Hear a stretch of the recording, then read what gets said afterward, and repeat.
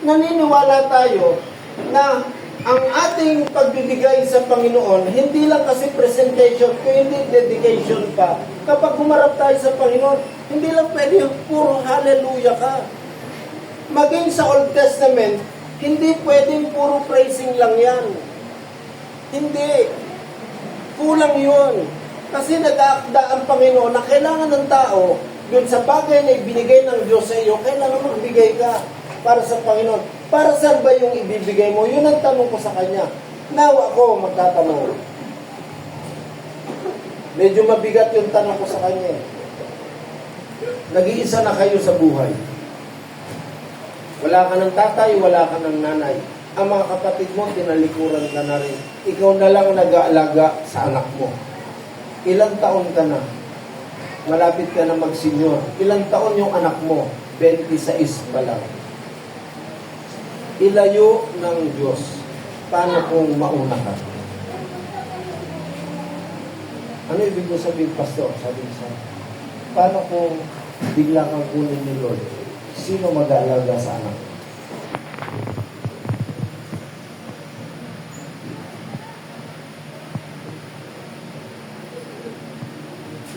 Years old. Siya naman 50 plus na. Sino mag-aalaga sa anak? Ano magiging kalagayan ng anak? Tayo mga magulang lahat, gusto natin ibigay sa ating mga anak. Pero, limitado lang yun. Amen.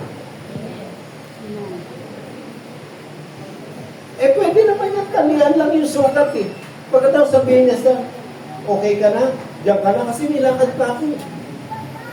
Hindi. In-store mo na talaga niya yung buhay niya kasi ang isang tao na nagligtas ng kanyang kapwa-tao, hindi lang yung isang bahagi. Lubos-lubusan mo na. Dinala na niya sa bahay tuluyan. At ang mabigat ito, pagkatapos niyang dalhin doon, ginamot doon, nakita niya lahat ng bagay, nagbayad siya. Sabi niya, kung meron pang kulang, babalik ako para bayaran pa. Wow, grabe yung salvation, ano?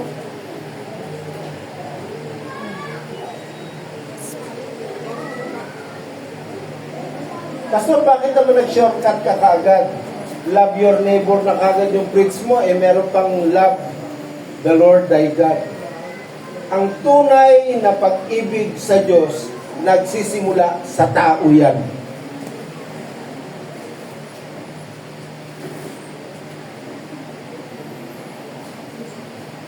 Tinanong siya ni Jesus Christ mahalin mo ang iyong Panginoon ng buong mong puso, kaluluwa at lakas.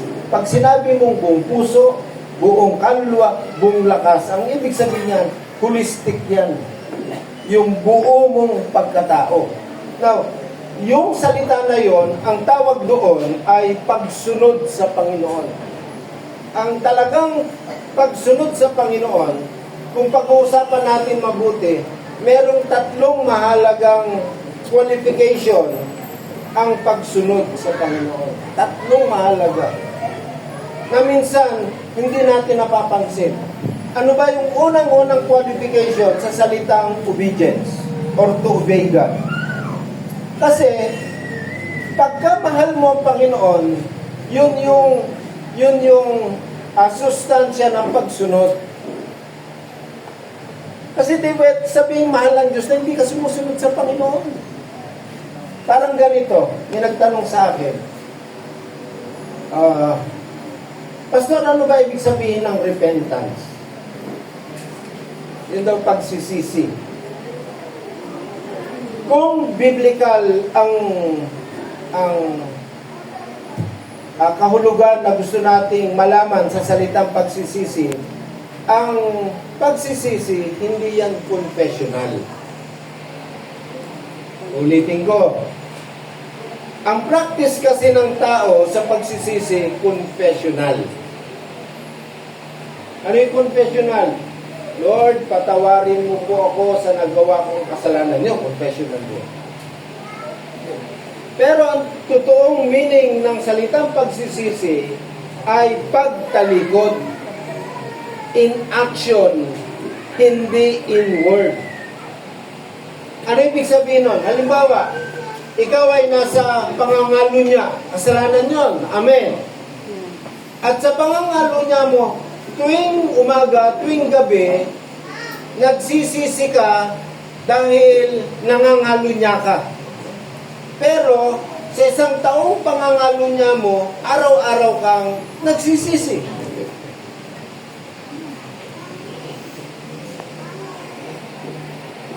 Hello? Ang tanong, pinatawad ka ba ng Panginoon? Ang tanong, genuine ba yung repentance mo? Hindi po. Kung ikaw ay nasa pangangalo niya at sa sarili mo sinabi mo, ayaw ko na, tinalikuran mo na yung babae at lumayo ka na, kahit na hindi ka nagsasalita, pero dun sa action na ginawa mo, lumayo ka na rin sa pagkakasala, yun ang tunay na pagsisisi. Hello? Kapag ginawa mo na yung pinagsisisihan mo, ang tawag doon ay yung repentance. Pag sinabi mong mahal ko ang Diyos, pero hindi ka sumusunod sa Kanya, hindi pagmamahal yun. Kahit na sabihin mo pa, Lord, I love you, I love you, I love you, I love you, I love you. Oh, every morning, every gabi, about, I love you, Lord, I love you, Lord. Pero yung unang qualification, sa salitang pag-ibig, hindi mo magawa o sa obedience, na ano yun? Follow me. Sabi ni Jesus Christ follow me. Sumunod ka sa akin. Sabi niya, ano kaya ibig sabihin ni Jesus Christ sa salitang sumunod? Sabi naman ni Pablo, sumunod kayo sa akin katulad ng pagsunod ko kay Christ. Sa original text, imitate me as I imitate Christ. Tularan nyo ko tulad ng pagtulad ko kay Kristo. O, kopyahin nyo ko tulad ng pagkopya ko kay Kristo. Ang pagsunod kay Kristo, ang pagtulad, pagsunod sa kalooban ng Panginoon, yun yung tunay na pagmamahal. At hindi ka pwede maging alagad ng Panginoon kung hindi ka susunod sa Panginoon. Na tanong sa buhay, sino ang sinusunod mo?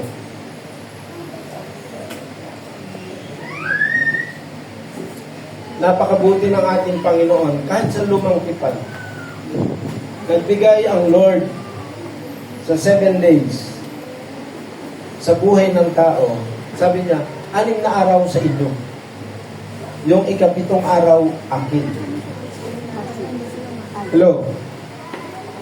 Yung 6 na araw sa inyo, ano ibig na sabihin? Magtrabaho kayo. Para sa inyo yan. Pero 7th araw, akin. Ipangiling nyo yan. Sa panahon natin ngayon, ang Kristyanismo, hindi na natin sineselebrate ang Sabat. Kasi nga, ang sineselebrate ng church ngayon ay yung Resurrection Sunday. Ano yon? Si Jesus Christ ay nabuhay na magmuli ng unang araw ng Sanlinggo. Kaya ang practice natin ngayon, Sunday. Pero, ang mga alagad sa Book of Acts, nung sila ay maglingkod sa Panginoon, after na bumaba sa kanilang Holy Spirit, hindi na pinag-usapan ang Sabat at Sunday. Kasi everyday nagpe-fellowship na sila. Bakit sila nagpe-fellowship? Wala silang sinasayang na araw kasi gusto nila na bawat tao ay maligtas. Kaya tuloy-tuloy ang kanilang gawain sa Panginoon. Therefore, ang paglilingkod sa Panginoon, hindi na ito isang ritual lang. Kung hindi, ang Ebanghelyo, ang pinakabuot ng Ebanghelyo ngayon ay salvation, pagliligtas. Now, ano ba ibig sabihin ng pagliligtas? Yung nabugbog na tao, yung ninakawan na tao, nung dumaan yung pare at saserdote sa kabilang daan sila, yung Samaritano, nung makita niya, teka muna, bukas na lang ako babalik. Bakit? Kasi bukas Sabado. Hello? O pwede mo sabihin, bukas na lang o sa isang araw na lang ako babalik kasi Linggo. Kasi yun yung araw na ibinigay sa akin ng Panginoon para maglingkod siya. Ngayon, dyan ka lang muna, babalikan kita. Eh, kung pagbalik mo, patay na.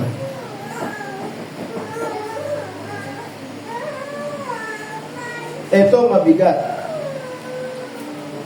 Yung gifts sa church,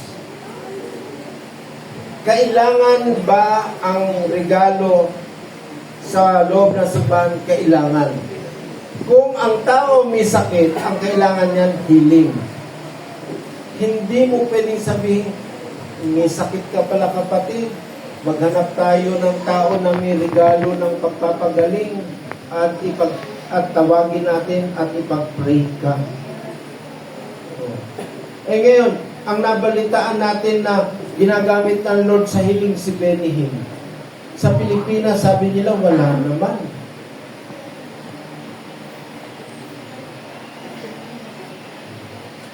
Sa hospital, mahal naman, sabi niya. Hindi mag-intay na lang tayo ng mag-pray sa'yo, pero wala. O hindi, pagpapabukas mo pa ba? Ay, yung mga mayayamang mga Pilipino nagpupunta sa Amerika, nagpapapray po kay Benny Hinn. Yung may mga terminal na dito sa atin, nagpupunta sa Amerika. Sa Africa naman, nagpupunta rin sila, kay Alploco, nagpapapray sila kasi talagang mighty, miracle ang nangyayari. Eh, yung mayayaman, yung mahirap. Ano ibig sabihin? Bahala ka na sa buhay mo, mamatay ka na dyan. Ganun ba? Paano yung pastor natin, wala namang gifts of healing? Paano na? Manigas ka na lang dyan. Hello? Ano ibig sabihin? Hindi ba ang salvation ay kay Jesus Christ? Once na in-accept mo si Kristo, sabi ng 1 Peter, sa pamamagitan ng kanyang mga latay, nangagsigaling na kami. Kaya sabi ni W. Kenyon, sabi niya, nung tinanggap mo si Kristo, yung gift of healing, andun na yun. Mabigat nga yung preaching ni Kenyon eh. Alam niyo, preaching ni Kenyon, grabe siya sa dogma niya. Sabi niya, huwag niyo na ipag-pray ang healing. Kung meron kang Christ, healed ka na. Wow! Grabe yung kanyang faith. Sabi niya, hindi ba may Kristo ka na? O hindi magaling ka na? Ayun yung faith ni W. Kenyon. Bakit? Kasi kiniklaim niya yung 1 Peter. Sa pamamagitan ng sugat ni Kristo, magaling na kayo, sabi niya. Kaya huwag ka na mag-pray ng healing. Basta si Kristo nasa iyo na, magaling ka na, sabi niya. Grabe yung faith ng matanda. Hindi naman siya maintindihan ng ibang mga kapatid natin, mga pastor. Sabi naman ng mga pastor, hindi, yan, inner healing yan. Tama naman yun. Kapag niligtas ka ng Panginoon sa panloob na kasakitan mo, hindi ba gagaling din ang panglabas mo? Hello? Amen. Ang tao, tingnan nyo ang tao, pagka ikaw ay merong galit, sino sa inyo rito laging nagagalit? Sino po dito? Yung laging galit. Meron ba rito? Ang taas po ng acid niya.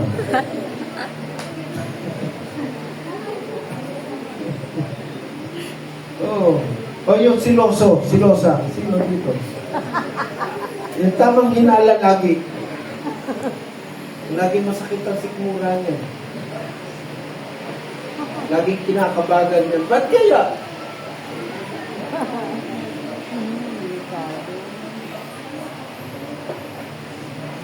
Ba't kaya yung epekto ng bitterness nangyayari sa tao? Pag may bitterness ka, masasakitin ka. Pag lagi kang galit, may sakit ka sa puso. Ang dali mong ma-high blood. Bakit kaya? Kasi yung karamdaman sa loob, nung ikaw ay pinagaling ni Kristo, kasamang pinagaling ng Panginoon, yung panlabas na karamdaman mo. Kaya pagka lagi kang mapagmahal, o tingnan niyo yung mga tao na laging mapagmahal, ay walang karamdaman. Hello?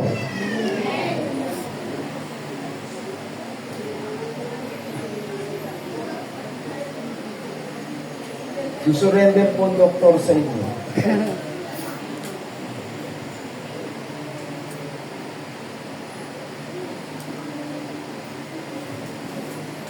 Sino sa tatlong ito, sa akala mo, ang nagpapakilalang kapwa-tao sa nahulog sa kamay ng mga pulis? Yung nagsabi, ang iyo ay akin, ang akin ay akin, o ang akin ay.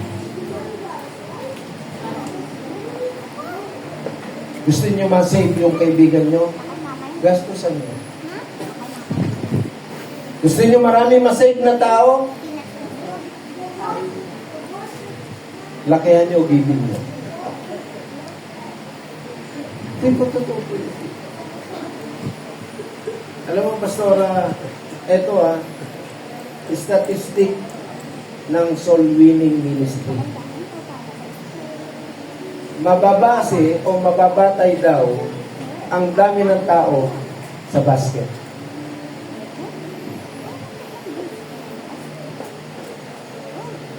Pag ang inyong opening sa isang buwan, 5,000, sabi nila, nasa 15 to 20 person lang yan. Pag isang taon ng 5,000 yan, isang taon din ng 20 na tao lang yan.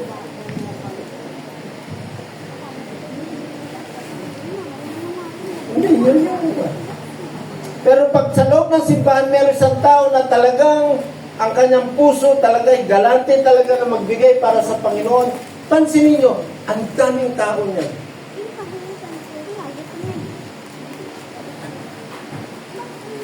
Kaya inahamon. Yung Good Samaritan, talagang lahat ng pera niya sa bulsa na ibigay niya. Bakit? Kasi sabi niya, babalik ako, babayaran ka kita.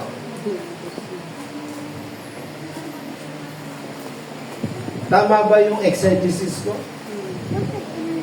Kasi kung may pera siya, hindi na siya babalik. Sabi niya, nagbayad siya, sabi niya, alagaan mo mabuti, at kung meron pang kulang, sa pagbalik ko, babayaran ko pa. Ay ngayon, kung ikaw na tao na negosyante, ba't ka pababalik kung may pera ka? Hindi bayaran mo na. Kaya kung lahat talaga kayo ay mag-invest sa kaluluwa, sa mga kapitbahay at kaibigan nyo, tara simbahan. Alam niyo, simbahan namin, fellowship pa lang, mag-umpisa pa lang, may merienda na, ay puno kayo lagi. Pakapero yan.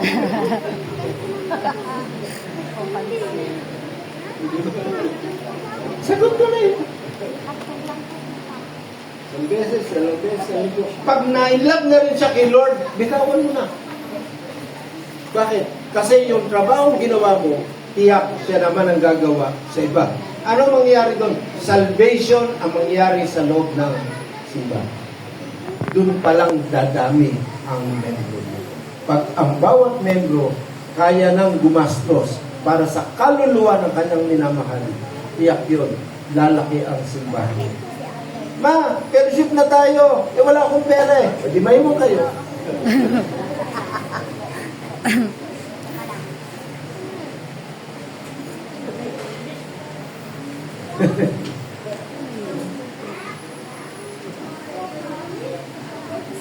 O pare, fellowship tayo. Nadaanan mo. Sagot ko na. Eh di tuwing linggo, yun po yung talagang dahilan kung bakit ang 522 ay binuo natin. Yung 5, tulong-tulong para maghanap ng 2. Trabaho ng 5 na alagaan yung 2. Kailangan mong gastusan. Kailangan yung 5, magkaroon tayo ng 5 good Samaritan dito na maghanap ng nabugbog dyan sa tabi-tabi lang.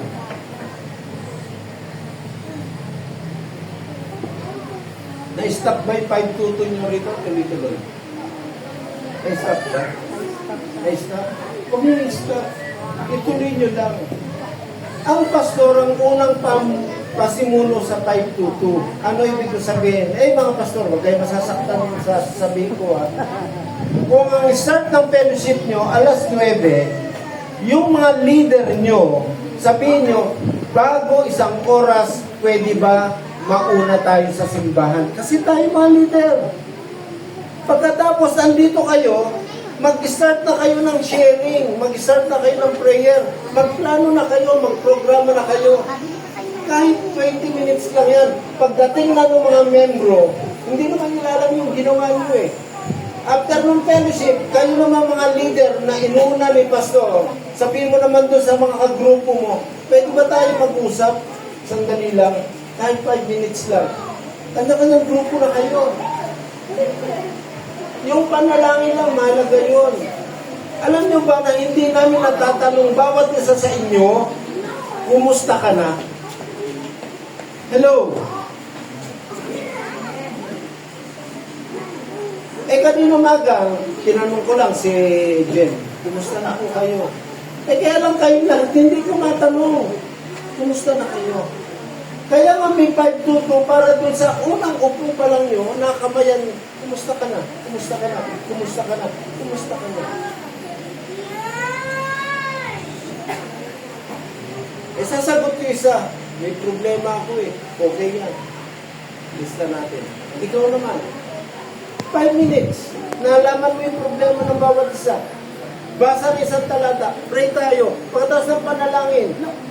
Next Sunday. Kita-kita ulit tayo. Dialis. Bawat linggo. O kaya, pwede ba tayo magtagpo ng Miyerkules? Pwede ba tayo magtagpo ng Sabado? Pwede ba tayo magtagpo? Saan mo gusto? Sa Jollibee? Sa McDo? Sa Shakey's? Para ka lulungkot sa mga Kristiyano pag lumabas kayo nagpunta ng mall. Si kapatid yun na, ibang kagrupo.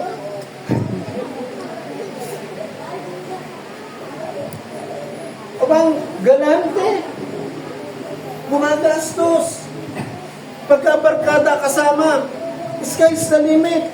Pero pagdating sa usapin ng salvation, masyadong marami.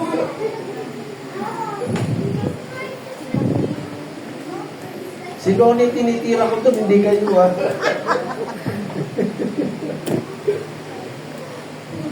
Pagdating sa lakwatsa, grabe.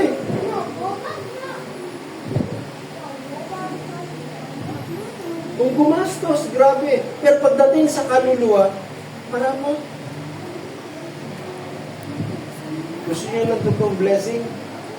Gumastos kayo sa kaluluwa, i-bless kayo ng Diyos. Dahil yung ginawa nyo sa kapwa-tao nyo, sa Diyos nyo yan ginawa.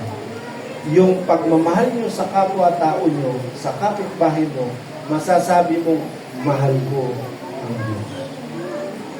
Bakit? Kasi siya may puso na iligtas siyang kapwa-tao. Siya may puso. Gusto ng Diyos ng lahat ng mga tao ay maligtas. Gusto ng Panginoon. Pero paano? Saan yung magagaling?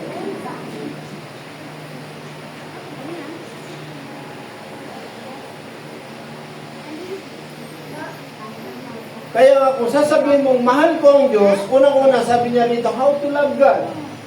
Dalawa lang naman yung ating pag-usapan eh. How to love God and who is my neighbor. Sinuna ko yung who is my neighbor. Ngayon, babalik ako, how to love God. Paano? Paano mamahalin ng Panginoon? Sabi niya, we love God by keeping His commandments or commands and doing His will. Yun naman talaga. Pag sinabi mo, mahal mo ang Diyos, kinakailangan ingatan mo kanyang mga sinasabi at mga gusto. John chapter 14, verse 15. Ako, gutom na ba kayo? O part 2, next anniversary. si Jen talagang yung buong pagmamahal niya, talaga inubos niya one hour and ilang minuto. Talagang hindi na kaya nung kanyang tuhod, bumigay na Pero siguro kung nung panahon na 30, 40 ka nagpastor, Jen, kahit 2 hours pwede, Kaya tama ang Ecclesiastes 12. Sabi niya, alalahanin mo ang lumikha sa iyo habang ikaw ay nasa kabataan. John 14:15. Sabi niya, kung ako inyong iniibig, ayan, sino ang umiibig sa Panginoon? Taas ang kamay. Lakasan po natin. Amen! Amen! Sabi niya, ay tutuparin ninyo ang aking mga utos. Tinatanong tayo ng Panginoon, sino umiibig sa akin? Sabi ng Panginoon, huwag ka na magsalita. Tuparin mo ang kanyang utos. Sasabihin ng Diyos, itong anak mo ito, iniibig ako. Amen. Pero sinabi mo, iniibig kita, Panginoon. Pero hindi ka sumusunod, sabi ng Panginoon sa iyo, ang anak ko ito, sinungaling. Aray, masakit. 1 John chapter 5 verse 3 naman tayo. Unang 1.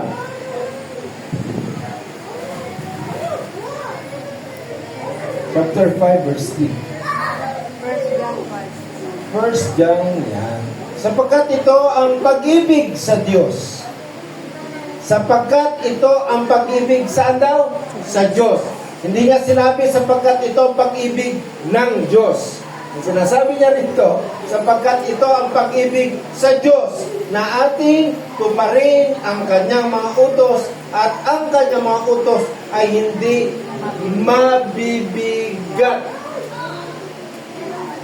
Sabi nila, ang hirap kasi sumunod sa Panginoon. Hindi po totoo yun. Bakit? Siya na nagsabi ng kanyang utos, hindi mabibigat. O bakit sinasabi ng tao, mahirap kasing sumunod sa Panginoon Hindi po totoo yun. Kapag gusto mo talaga at may pag-ibig ka sa Panginoon, magaan lang ang kanyang utos. Amen. 2 John verse 6. Sabi ng iba, 2 John chapter 1 verse 6. Kasi isa lang yun. Kaya kahit na verse 6 na kagad, pwede lang. Yeah. At ito ang pag-ibig na tayo'y magsilakad. Pag sinabi natin magsilakad, tumupad. Yun yung sabi ko sa inyo kanina, na follow me. Kaya tayo susunod kay Kristo para sumunod sa kanyang utos. Yun yung unang qualification kanina At ang pangalawa doon, deny yourself. Kasi pag sumunod ka sa Panginoon, hindi mo i-deny ang sarili mo. Amen. At pag dininay mo ang sarili mo, ito yung pangatlo, pasanin nyo ang krus ko. Mabigat na yun. Sakripisyo na yun. Kaya ang pagsunod kay Kristo, pagpasan ng krus. Ang ginawa naman mga kapatid natin sa Pampanga, gumawa ng krus at pinasan sa araw ng mahal na araw at nagpapako, yun naman pako nila, tidos! Nakakahiya. Nakababad pa sa alkohol. Pagkatapos yung krus na binuhat, may gulong. Ang mabigat, 2x2 lang. Kaya ang sabi ng Biblia, yung binuhat ni Jesus Christ, isa lag. Ano yung lag? Kroso. Kaya nga hindi niya na kayang buhatin. Kaya nga doon sa Dolorosa, talagang naghirap ng Panginoon. Kaya nga dumating yung isang Joseph na tumulong sa kanya dahil sa bigat ng krus niya. Hello. Sabi naman ng mga kapatid natin sa Katoliko, sa sobrang pagod na ni Kristo at ang kanyang dugo ay namawis na sa kanyang muka, kaya dinampian ni Veronica sa kanyang muka ng puting tela at nag-appear ang mukha niya doon at yun na yung mukha ni Jesus Christ na nilagay na sa larawan at sinampan na natin. Mali yun.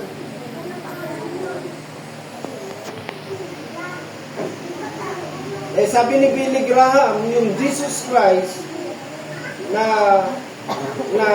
hirap, sabi ng Isaiah 53, hindi mo makikitaan ng kagandahang lalaki ang ating Panginoon dahil sa hirap na kanyang dinanas. Pero yung picture ni Veronica, magandang lalaki.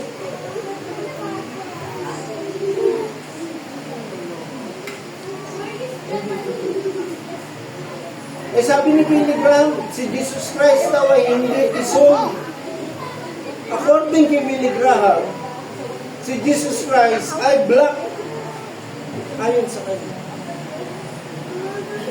Kaya sinasabi ng mga Arab countries doon sa paligid ng Israel daw ngayon, yung mga Jew doon, pink. Kasi yung original Jew daw nung araw, mga maiitim. Bakit daw ngayon, mga Amerikano na? Mga mistiso na. Kaya sabi nila, fake yung mga yan. Pero totoo, meron naman talagang mga mistiso. Parang Pilipino lang yan. Merong maitim at merong ding mga. Pero si Jesus Christ, sabi ni Billy Graham, siya ay maitim na tao. According kay Billy Graham, sa kanyang pag-aaral, sabi naman ng Katoliko, hindi. Kaya sabi niya, at ito, pag-ibig na tayo magsilakad ayon sa kanyang mga utos. Ito ang utos na tayo'y magsilakad sa kanya gaya ng inyong narinig ng pasimula. Hindi nagbago yan. Kaya kung ikaw ay susunod kay Kristo, i-deny mo sarili mo at papasanin mo ang cross. Ang tawag doon ay pagsunod sa Panginoon. At ang suma nun, pag-ibig yan.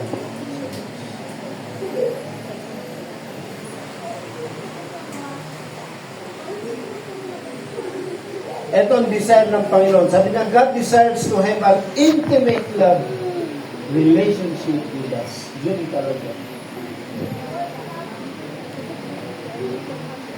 Kahit ang tigas ng ulo natin, kahit ilang beses tayo magkasada, ilang beses tayo magkamali, grabe ang pag-ibig ng Diyos sa atin.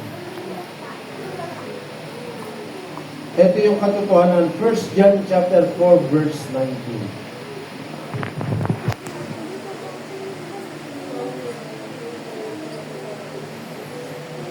Sabi niya, tayo'y nagsisibig sapagkat siyang unang umibig sa atin. Siya, mahal kita Panginoon. Ang totoo, siyang unang nagmahal sa iyo. Bakit? Kailan mo sinabing mahal mo ang Diyos?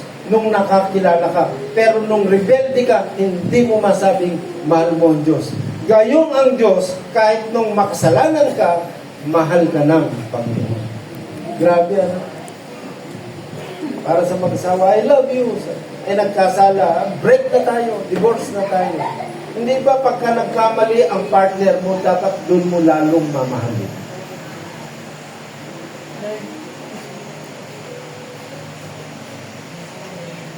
Ulitin ko lalo na, hindi ko alam po ibibito ni Bongbong Marcos ang divorce bill. Hindi pa niya pinipirmahan yan. Pag napirmahan niya yan, alam niyo po ba, out of 10 na kumuha ng marriage counseling, na nagpakasal, 6 doon, noon nung sa panahon ng annulment, ang nagplanong magpa-annul. Sa 10, 6 doon, 6 doon ang gustong maghiwalay. Kaya yung mga nagplano mag-asawa ngayon, kung isasama kita sa 10, sana kayo yung 4. Dahil 6 doon, ayon sa datos, ang nagplanong maghiwalay. Ngayon, pag naprobahan ang divorce, sa annulment kasi, meron lamang mahigpit na dahilan kung bakit kailangan kayong maanal. Pero sa divorce kasi mabigat. Bakit? Pag sinabi ng isang, hindi na kita gusto, pwede na yun. Sawa na ako sa iyo, pwede na yun. Basta ayoko na, pwede na yun. Pag napirmahan na yung certificate of divorce, tapos na. Mag-asawa na yan. Eh, pastor, kakakasal lang namin, kapapasok lang. At sabi niya, hiwalay na kami, pwede doon. Divorce na. Kaya, mabigat ngayon. Bakit? Kung sa 10 na nag-apply na magpakasal, sa Amerika,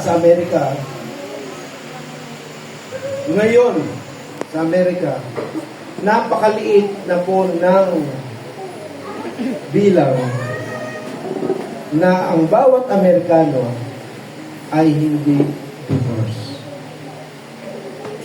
At ang masakit po ito, ang masakit na katotohanan, karamihan po ng pastor sa Amerika, divorce.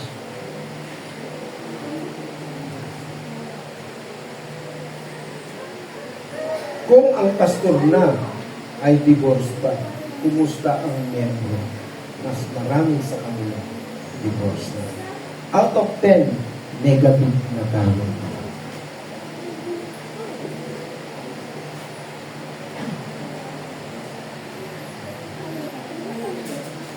Paano yun?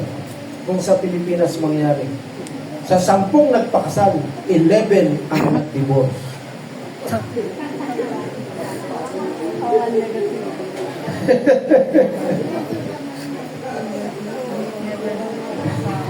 May utang pa.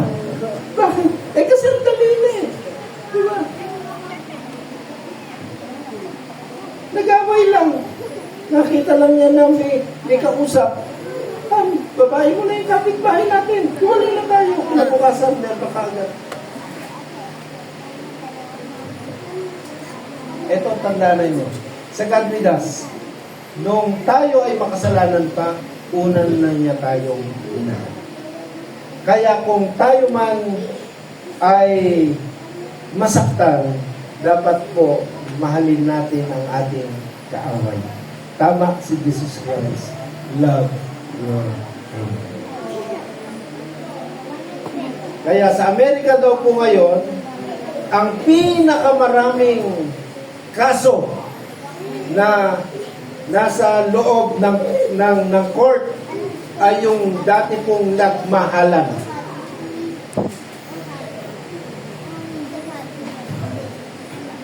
Ngayon ay magkaaway na. Yung dating nagmahalan na talagang yung isang taon ay puro honeymoon. Pagkalipas ng 2-3 taon, nag-aaway na. Ito sana ang ilagay niyo sa inyo. Ang Diyos, nung tayo maksalanan pa, unang inibig tayo.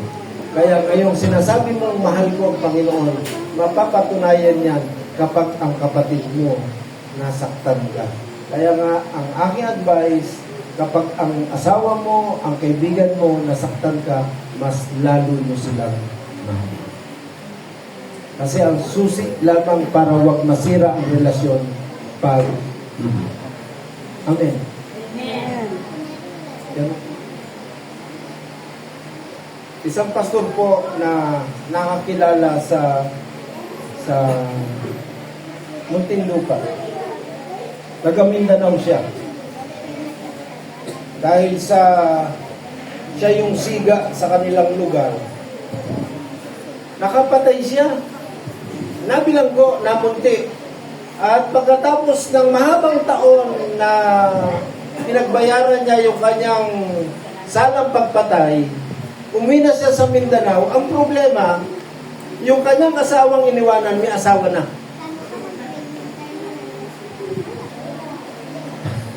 At tumatok siya sa bahay, sabi niya rin sa lalaki, sabi niya, asawa ko, yung asawa mo.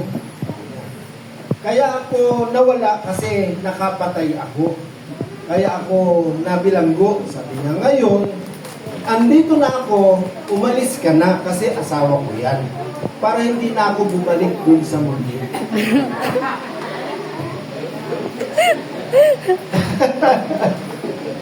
Ibig sabihin, yung lalaki, kahit na nagkasala yung kanyang asawa, minahal pa rin niya. Kaya sabi niya, o sige, umalis ka na. Sabi niya sa lalaki, dahil yung asawa mo, asawa ko yan. Eh kung gano'n sana lahat, hindi walang away. Ano? Pero kaya lang may kondisyon siya eh, para hindi na ako bumalik sa buti. Hindi na siya makapatay. Hindi na siya makapatay. Ano ibig sabihin? Papatay niya ulit yung lalaki. Dahil sa pagmamahal niya rin sa kanyang asawa. Diba? Hello? So yun po yun. Kaya, ang pag-ibig po ng Diyos ay tunay. 1 Corinthians chapter 8 verse 3. Dito ako magtatapos.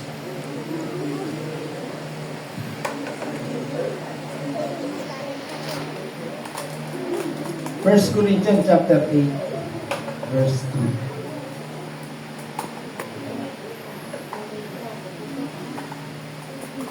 3. Verse 3. Datapwat, kung ang sino man ay umiibig sa Diyos ay kinikilala niya ang Diyos. Pag sinabi mong iniibig ko ang Panginoon, ang unang-unang dapat nating maunawaan, una sa lahat, kilala mo kung sino yung iniibig. Perfect daw mo. Kasi ang hirap magmahal kung hindi mo siya kilala. Pero kung kilala mo na ang Diyos ay makapangyarihan sa lahat, at siya yung provider mo, siya yung protector mo, siya yung lahat-lahat sa buhay mo, kaya mo siyang mahalin. Ganon din sa kapwa natin. Pagka yung kapwa mo talaga, kinilala mo ng lubusan, alam mo nyo, ang daming dahilan minsan na hindi natin alam bakit nagawa ang isang bagay. Kung makikinig lang tayo at pakikinggan lang natin ang bawat katwiran, ang bigat ng dibdib minsan nababawasan. Kasi gagalit ka kaagad, hindi mo pa alam ang dahilan.